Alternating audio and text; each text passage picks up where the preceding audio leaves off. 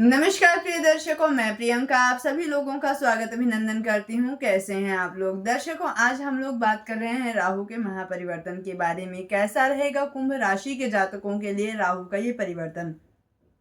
महापरिवर्तन क्यों? क्योंकि अन्य ग्रह जैसे कि चंद्रमा 2.5 दिन में राशि परिवर्तन कर लेते हैं, सूर्य 30 दिन में राशि परिवर्तन करते हैं, बुध शुक्र 25 दिन में राशि परिवर्तन कर लेते हैं और मंगल 45 दिन में राशि परिवर्तन कर लेते हैं। परंतु राहु महाराज 18 महीने में ही राशि परिवर्तन करते हैं। 18 महीने तक एक ही राशि में गोचर करते हैं। तो जो भी परिणाम निकल करके आएगा, शुभ अशुभ पॉजिटिव नेगेटिव जो भी रिजल्ट निकल करके आएगा वो 18 महीने तक के लिए होगा, लंबे समय तक के लिए होगा। तो इसलिए ये परिवर्तन महापरिवर्तन कहलाता है। अन्य ग्रह समय समय पर वक्री मार्गी अस्त होते रहते हैं, परंतु राहु ने जिद ठानी थी कि वो सदैव वक्र गति में ही संचार करेंगे। वो कभी सीधी चाल नहीं चलेंगे, हमेशा टेढ़ी चाल ही चलेंगे, हमेशा उल्टा ही चलेंगे। तो राहु की गति भी जो होती है वो वक्र गति होती है। अब राहु जो है तो अभी तक आपकी राशि से द्वितीय स्थान में गोचर कर रहे थे। द्वितीय स्थान जो कि लॉटरी, सट्टा, शेयर बाजार, ट्रेडिंग का घर है, वाणी का स्थान है, सेविंग हाउस है। तो यहाँ पर राहु का गोचर था द्वितीय स्थान में जो है। तो अब तक राहु ने आपको कई बार ट्रेडिंग में जो लोग हैं उनको काफ़ी अच्छी सक्सेस भी दी होगी, लेकिन अब जो है तो वो भ्रमता की स्थिति राहु उत्पन्न कर रहे हैं यहाँ पर जो है। तो क्योंकि देवगुरु बृहस्पति के घर में राहु, बृहस्पति और राहु की युति कभी भी जो है तो बृहस्पति और राहु का जो संबंध है कभी भी अच्छा फल नहीं देता है, क्योंकि बृहस्पति राहु की युति से तो वैसे ही गुरु चांडाल दोष का निर्माण होता है। बृहस्पति हैं सात्विक ग्रह है, राहु जो है तो दैत्य प्रवृत्ति वाले ग्रह हैं। तो यहाँ पर जो है तो कभी भी स्थिति अच्छे से बन नहीं पा रही थी। तो कई बार जो है तो वाणी में कड़वाहट आना, कई बार सेविंग को लेकर के बहुत कुछ प्लान कर लिया लेकिन सडनली सेविंग्स खत्म हो गई, कई बार जो है तो गलत चीज़ों में पैसा इन्वेस्ट हो गया, कई बार लॉस हो गया। तो यहाँ पर ये स्थिति बनी हुई थी। अब राहु जो है तो कुंभ राशि में प्रवेश करने वाले हैं। यथा शनि तथा राहु, शनि की तरह ही राहु फल प्रदान करते हैं। शनि और राहु का फल एक जैसे माना गया है। शनिवत राहु कुजवत केतु। तो यहाँ पर शनि की तरह राहु फल प्रदान करते हैं और मंगल की तरह केतु फल प्रदान करते हैं। अब आपके राशि में ही प्रवेश करने वाले हैं राहु। आपके राशि में कुंभ राशि जो कि राहु की स्वराशि ही मानी जाती है और वैसे भी काल पुरुष पत्रिका की 11वीं राशि है। 11वीं राशि में भी राहु बहुत अच्छा फल देते हैं। तीसरे, छठे और एकादश स्थान में, तीसरी, छठी और 11वीं राशि में राहु बहुत अच्छा फल देते हैं। तो यहाँ पर आपकी ही राशि में राहु का गोचर रहेगा। आपकी राशि में राहु का गोचर होने से जो है तो आपके काफ़ी सारे काम जो है तो ये अब बनने वाले हैं। बहुत सारी प्लानिंग आप सोच करके रखे होंगे, बहुत सारी प्लानिंग आपने करने की कोशिश करी होगी। इसी के साथ साथ जो है तो आपके पंचम स्थान पर राहु का प्रभाव रहेगा। पंचम स्थान किसका है? संतान का स्थान है। तो यहाँ पर संतान, शिक्षा से संबंधित भी कुछ परेशानियां देखने को मिल सकती है। इसी के साथ साथ जो है तो आपके मन में कुछ भ्रमता वाली स्थिति उत्पन्न हो सकती है। किसी ऐसे व्यक्ति से मुलाकात भी हो सकती है जो कि भ्रमता की स्थिति उत्पन्न कर दे।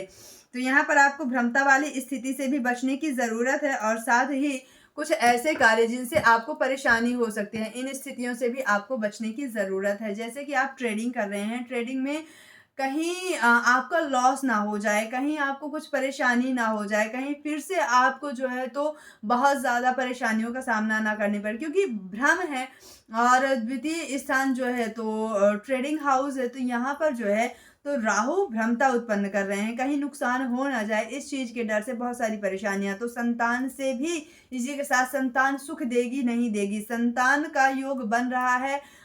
इस तरह से कई सारी समस्याएं, शिक्षा सही से हो पाएगी नहीं हो पाएगी, लंबी यात्रा करना चाहिए नहीं करना चाहिए, मेरा पार्टनर, मेरा प्रेमी मेरे साथ लॉयल है या नहीं है, कहीं मुझे धोखा तो नहीं दे रहा है, मेरी पत्नी या मेरा पति, मेरा जीवन साथी कहीं मेरे साथ धोखा तो नहीं कर रहा है, मेरा बिजनेस पार्टनर कहीं मेरे साथ धोखा तो नहीं कर रहा है। इस तरह की स्थितियां, भ्रमित करने वाली स्थितियां उत्पन्न होने जा रही हैं। तो यहाँ पर जो है तो भ्रमता की स्थिति से भी आपको बचना है। राहु जो है तो आपके नवम स्थान को भी प्रभावित कर रहे हैं। नवम स्थान पिता का स्थान है, नवम स्थान धर्म का स्थान है, तो धर्म विमुख कार्य भी करवा सकते हैं, पिता से विद्रोह जैसी स्थिति भी उत्पन्न करवा सकते हैं राहु। तो यहाँ पर बहुत ज्यादा आपको सारी चीजें बहुत सोच समझ करके करनी है, क्योंकि कहते हैं जहाँ सुमति तहाँ संपत्ति नाना, जहाँ भी कुमति तहाँ विपत्ति निधाना। जहाँ सुमति होती है, जहाँ पर लोग सबकी सुनते हैं, सबकी मानते हैं, सबके हिसाब से काम करते हैं, वहां पर नाना प्रकार के सुख आते हैं। और जहां पर कुमति होती है, जहां पर सिर्फ अपनी मनमानी करने वाले, अपनी जिद करने वाले, अपनी चीजों को मनवाने वाले लोग होते हैं, वहां पर नाना प्रकार की के कष्ट होते हैं, नाना प्रकार की विपत्ति आती है। कुमति उमति सबके उर रहाई, यानी अच्छा क्या है और बुरा क्या है, इतनी कुमति और इतनी सुमति सबके अंदर होती है। तो हर व्यक्ति जानता है कि वो सही कर रहा है या गलत कर रहा है। तो इसलिए कोई भी काम करते हैं सोच समझ करके करेंगे तो आप किसी भी प्रकार की परेशानी से बच जाएंगे। बिजनेस में नए ऑफर्स इस समय पर आएंगे, नए बिजनेस करने के योग बनेंगे, बिजनेस में परिवर्तन भी हो सकता है। इस समय पर काफी सारी धार्मिक यात्राओं के भी चांस बन रहे हैं इस वर्ष में। तो धार्मिक यात्राएं होंगी, मांगलिक कार्य यदि आप करते हैं, कोई भी धार्मिक यज्ञ अनुष्ठान करते हैं, तो उससे जो है तो आपके अंदर बहुत ज्यादा पॉजिटिविटी आएगी। लेकिन राहु बहुत जिद्दी ग्रह है, कोई भी काम हठ पूर्वक करने का प्रयास ना करें। राहु इतने जिद्दी हैं कि उन्होंने अपनी जिद को, अपने मंतव्य को पूरा करने के लिए अपनी गर्दन तक कटवा दी थी। राहु की उत्पत्ति कैसी भी एक छोटी सी कथा के माध्यम से, छोटी सी स्टोरी के माध्यम से हम आपको बताते हैं, और इसके बाद हम आपको बताएंगे बहुत सारे उपाय, जिनमें से कोई भी उपाय अगर आप फॉलो करते हैं तो डेफिनेटली आप राहु के नकारात्मक प्रभावों से बच जाएंगे, स्वयं को बचा लेंगे। तो आइए जानते हैं राहु इतने हठी क्यों हैं, इतने जिद्दी क्यों हैं। इसकी एक छोटी सी स्टोरी हम आपको बताते हैं। तो एक समय की बात है कि संसार से, सृष्टि से जो है तो निधि समाप्त हो रही थी। निधि माता लक्ष्मी ऐश्वर्य की जो देवी हैं, तो ऐश्वर्य समाप्त हो रहा था, क्योंकि माता लक्ष्मी समुद्र में जाकर के विराजमान हो गई थी। अब माता लक्ष्मी धन की देवी है, समुद्र में जाकर के विराजमान हो गई थी। तो देवताओं ने सोचा, दैत्यों और देवताओं ने मिलकर के एक योजना बनाई कि क्यों ना कुछ शोध किया जाए, कुछ रिसर्च किया जाए, जिससे संसार में पुनः निधि की स्थापना हो सके, पुनः ऐश्वर्य की स्थापना हो सके।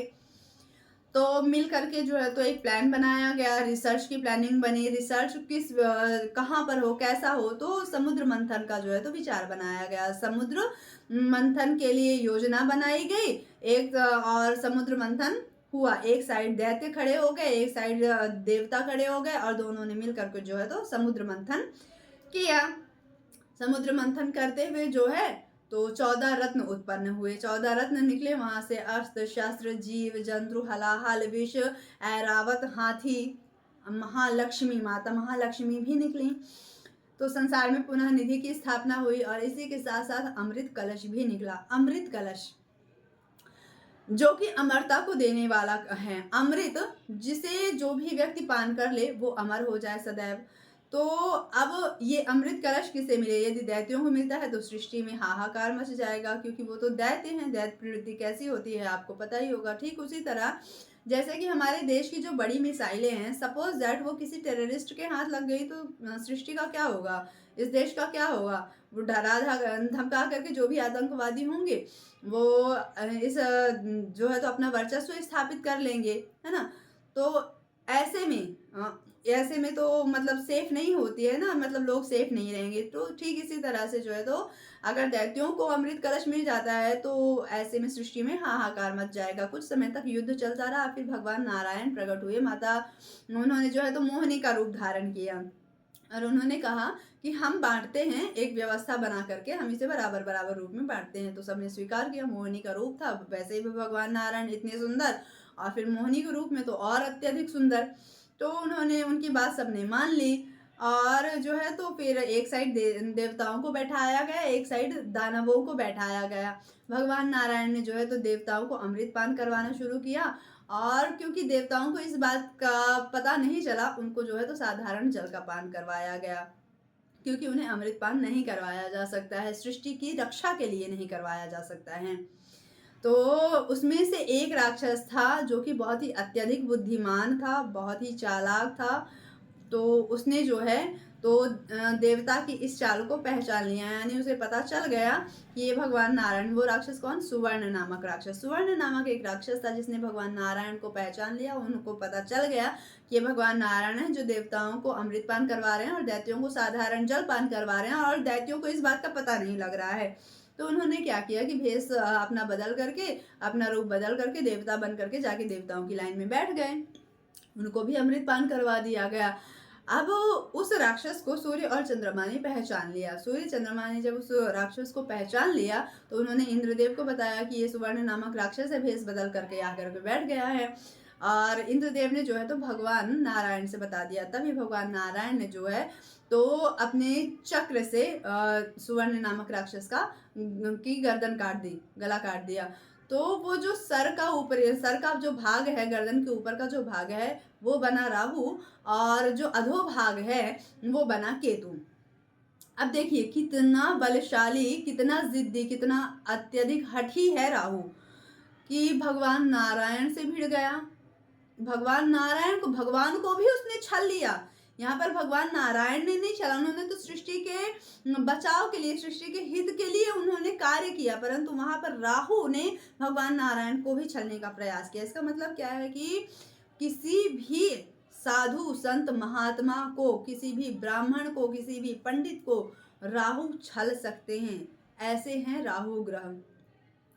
तो अब इनके जिद से बचने के लिए क्या किया जाए? राहु ऐसे ग्रह हैं, इतने बलशाली ग्रह हैं कि सूर्य के समीप अन्य ग्रह जब आते हैं तो सूर्य सभी ग्रहों को अस्त कर देते हैं, परंतु राहु जो है तो सूर्य और चंद्रमा को भी ग्रहण लगा देते हैं, अस्त कर देते हैं, भले ही थोड़ी देर के लिए सही। इतने हठी प्रवृत्ति के हैं राहु।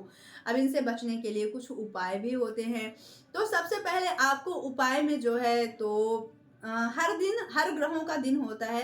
जैसे कि सूर्य का दिन होता है रविवार, सोमवार चंद्रमा का, मंगलवार मंगल का, बुधवार बुध का, गुरुवार बृहस्पति का, शुक्रवार और शनि का शनिवार। उसी तरह से राहु का भी जो है तो एक समय होता है, वो समय है प्रदोष काल। प्रदोष काल यानी सूर्यास्त के बाद का जो समय होता है और रात्रि होने से पहले, अंधेरा होने से पहले का जो समय होता है 45-50 मिनट का, वो कहलाता है प्रदोष काल। प्रदोष काल एक ऐसा समय है जो हर नकारात्मकता से रहित होता है, वो समय होता है प्रदोष काल। तो ये समय भगवान भोलेनाथ का भी समय माना जाता है। भगवान भोलेनाथ की भी इस समय पर पूजा करना, हर दोष से रहित रहने वाला काल जो है तो यही काल प्रदोष काल माना जाता है। इस समय में भगवान भोलेनाथ की पूजा अर्चना, अभिषेक करना बहुत ज़्यादा लाभप्रद होता है। तो यहाँ पर कनेक्शन निकल करके आता है कहाँ से? भगवान भोलेनाथ से। तो राहु की यदि स्थिति खराब हो, राहु से संबंधित यदि कोई समस्या हो, तो यहाँ पर भगवान भोलेनाथ का अभिषेक, रुद्राभिषेक करना, पंचामृत से अभिषेक करना, रुद्राष्टाध्याय करना, ये सब चीजें बहुत ज्यादा लाभकारी होती है। हनुमान चालीसा का पाठ कर सकते हैं। शनि देव के घर में है राहु, तो शनि देव जो है तो हनुमान जी के भक्त हैं, तो सुंदरकांड का पाठ कर सकते हैं, हनुमान चालीसा का पाठ कर सकते हैं आप, जिससे आपको बहुत ज्यादा राहत मिलेगी। हनुमान जी को लड्डू का भोग लगा सकते हैं, हनुमान जी को सिंदूर चढ़ा सकते हैं, चोला यानी झंडा चढ़ा सकते हैं। तो इस तरह से बहुत सारे उपाय आप हनुमान जी के भी अपना सकते हैं। लेकिन समय समय पर जन्म कुंडली में बन रहे योगा योग को जानना बहुत ज़्यादा ज़रूरी होता है।